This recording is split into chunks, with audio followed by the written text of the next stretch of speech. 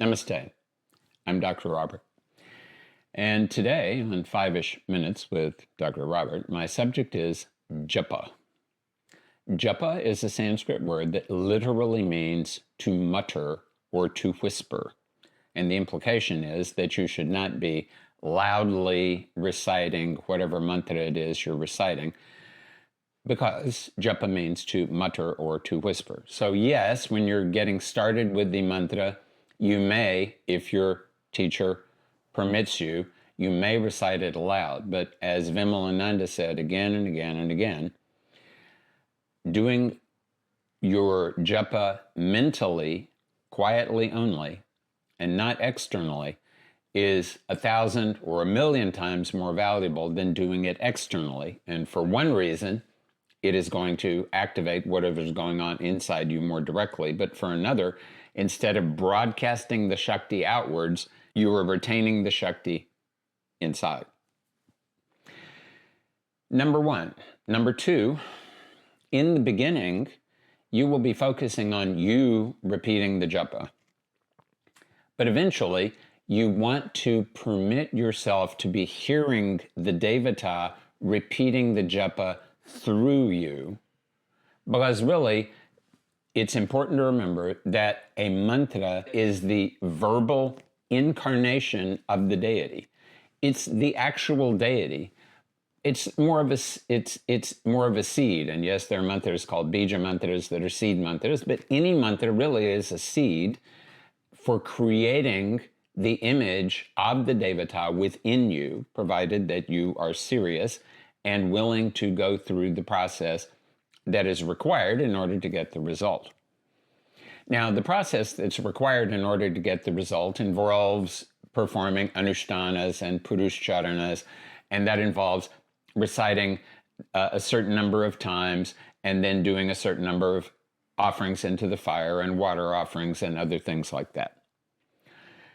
And this is very useful for activating the mantra, but at some point, you don't want to continue doing this. There's the famous example of Hazrat Bule Shah, who had a japa mala, that means kind of a rosary that he was counting his japas on, as one does. And japa malas are very popular, but one day he overheard two milkmaids talking to one another. And one said to the other, "I'm going to give some more milk to my boyfriend." And the other one said, "If you do that, you're not going to get any kind of profit." And the one said to the other, "What kind of profit am I worried about when it's a question of love?" And then Bule Shah said to himself, "Oh my God, here I am, I'm keeping an account instead of paying attention to the fact that I want to actually connect directly to that reality." So he threw away his japa mala, probably in a dramatic fashion, and he went ahead and became a very great saint. You want to get to the stage where you are experiencing Ajapa Japa. Ajapa Japa means where you are not actively reciting the mantra, but you are hearing it recited within you.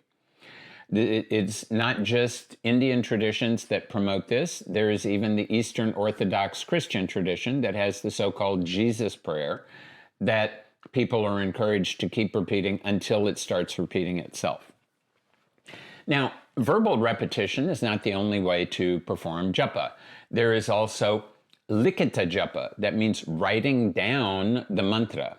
And my astrology guru, Mantriji, once had me write down a particular mantra on a particular day in a particular way. And I did it for many years, and I got very nice results. And Likhita Japa is particularly interesting. I don't know if it still exists, but there used to be something called the Rama Bank in Bhubaneswar, Bombay. And if you needed some extra punya, some extra good luck, you would go to the Rama Bank and you would borrow a big pile of Likhita Japa, of mantras that somebody had written down, and you would take it away and you would enjoy the good results of that. But you had to pay interest on it because, after all, this is Bombay and it is a bank. So you would pay interest by writing some more mantras yourself, and then you return it to the Rama Bank. On that note, I would like to encourage everyone to recite the name of God and gain the benefit of living in Kali Yuga. Go down to the description below and you can find out how to study more with me online. And you can get a free ebook entitled Analyzing Karma, Fate or Free Will.